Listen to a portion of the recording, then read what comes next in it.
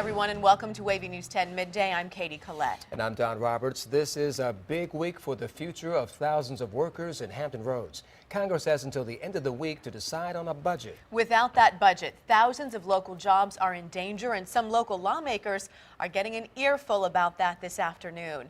10 on your side's Art Kahn begins our extensive coverage of the countdown to sequestration.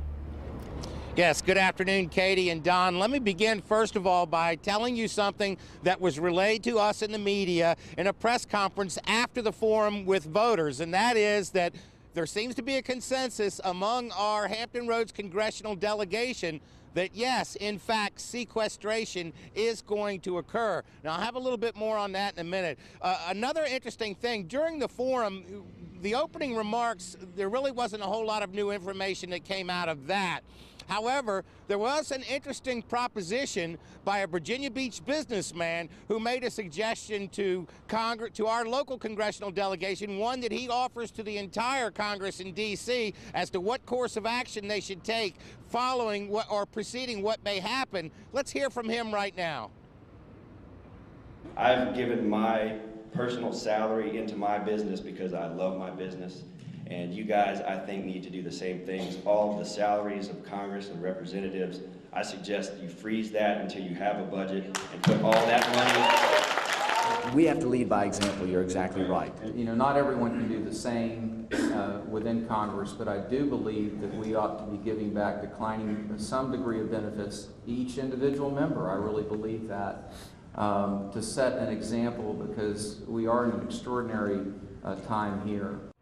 Yeah, and extraordinary times call for extraordinary measures. And let me tell you a little bit about that. After the forum ended, in our press briefing with our congressional delegation, they said that what they're looking at, well, let me cut right to the chase. Congressman Forbes has proposed a bill today that the defense spending not be included in the sequestration. Now, that might seem a little bit unsellable, if you will, to their Democratic colleagues. However, if you look at the measure as a whole, what they're looking at doing is they're looking to continue the continuing resolution, if you will. But what they want to do with it is they want to change it a little bit. And by changing it, what they want to do is they want to allow the Defense Department to make some changes to reallocate those funds where they're needed most right now, because that's been one of the big sticking points, is that even though Defense Department has been operating under that CR, first of all, it's still frozen at the levels for 2012, and secondly, it has to be spent the same way it was designated last year.